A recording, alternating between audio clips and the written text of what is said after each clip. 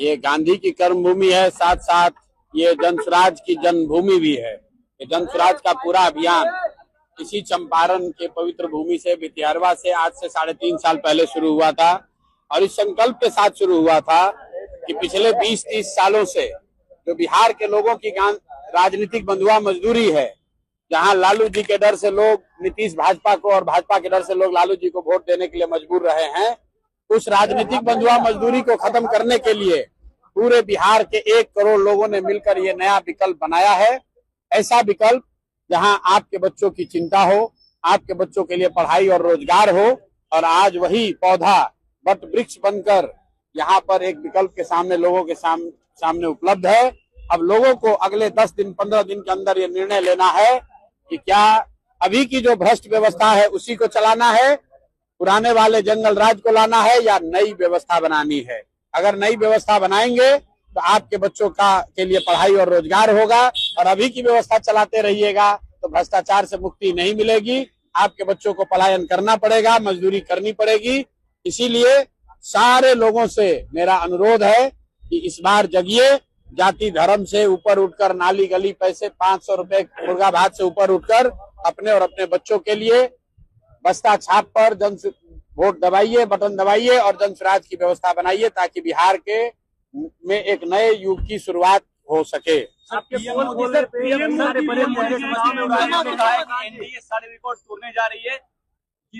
बिल्कुल, पीएम मोदी आए हैं, उनको रिकॉर्ड तोड़ने के लिए कहना चाहिए कि इस बार रिकॉर्ड ऐसा टूट गया कि छठ में लाखों बच्चे बिहार के वापस घर नहीं आ रहे हैं। ये रिकॉर्ड बनाया जा रहा है।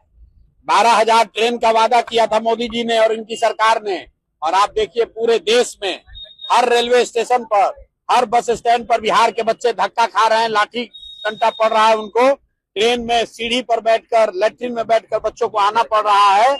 ये मोदी जी की सरकार है और ये लोग इतना डरे हुए हैं कि बिहार के लोगों को आने नहीं दे रहे, क्योंकि जान रहे हैं कि वो लड़के जब आएंगे बिहार में तो इस बार इनका नींव हिलने वाला है। लेकिन बिहार के लोगों को ये सीखने समझने की जरूरत है कि गुजरात के लोगों के लिए 1 लाख करोड़ का बुलेट ट्रेन चल रहा है और बिहार के बच्चों को छठ में घर आने के लिए पैसेंजर ट्रेन भी नसीब नहीं है। तो मेरे भाई एक बार संकल्प लो और जिन लोगों ने आपके बच्चों का ये दुर्दशा किया है उसको पूरा सबक सिखाइए। इस चुनाव में इनको झाड़ू से मारकर बाहर भगाइए, नहीं तो आपके बच्चों को ऐसे ही गुजरात में जाकर मजदूरी करनी पड़ेगी। और जितने प्रवासी मजदूर हैं जो वापस अपने गांव में आए हैं, आपसे मेरे भाइयों अनुरोध है, आप प्रशांत किशोर बनिए, आप संतोष चौधरी बनिए, आप मनीष कश्यप बनिए। ये प्रशांत किशोर की लड़ाई नहीं है, ये मनीष कश्यप की लड़ाई नहीं है, संतोष चौधरी की लड़ाई नहीं है। अगर आपको वापस जाकर फैक्ट्रियों में गुलामी नहीं करनी है, मजदूरी नहीं करनी है, तो अपने परिवार को, अपने पड़ोसी को, अपने गांव में सब लोगों को जगाइए और उनको ये सुनिश्चित कीजिए कि इस बार वोट सिर्फ और सिर्फ पलायन बंद करने के लिए पड़ना चाहिए, बिहार से बेरोजगारी खत्म होने के लिए पड़ना चाहिए।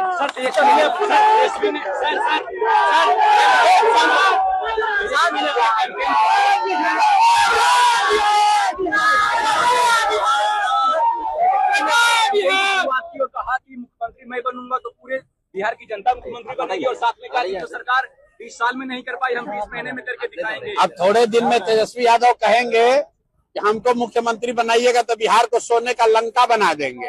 अब यही कहना बाकी है। 18 वर्ष में इनके माँ बाप और ये लोग बिहार को लूट के कंगाल बना दिया। अब कह रहा है कि फिर से हमको बनाइए ताकि हम फिर से और लूटे। 15 साल में जब लालू यादव की सरकार थी तो बिहार में किस तरह का जंगल राज था वो एक एक आदमी को याद है, कोई उस झांसे में पड़ने वाला नहीं है। तेजस्वी यादव वो बूढ़ा शेर है, आप कहानी सुने हैं ना, जब शेर बूढ़ा हो जाता है तो सोना का कंगन लेकर बैठता है ताकि कोई राहगीर चलता हुआ सोने के कंगन के लालच में शेर के पास आए, और जब आएगा तो शेर उसको खाएगा।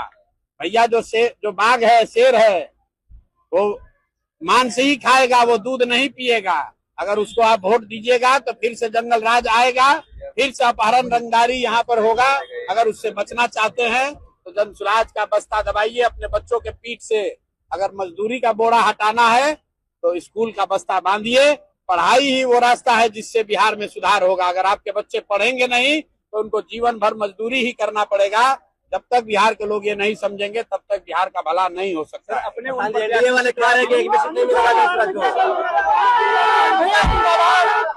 सर जन स्वराज की कथनी और करनी।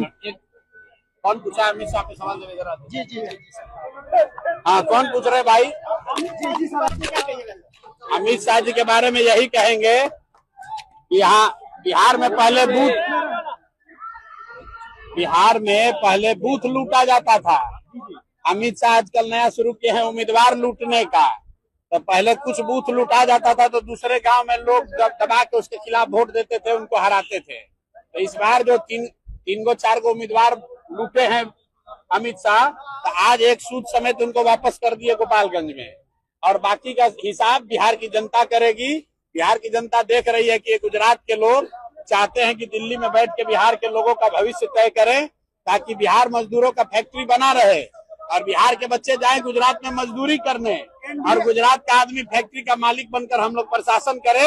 इसलिए एक भी आदमी जो भाजपा को वोट देगा वो अपने बच्चों को मजदूर बनाने के लिए वही जिम्मेवार होगा। एक एक आदमी को संकल्प लेना है भाजपा को, एनडीए को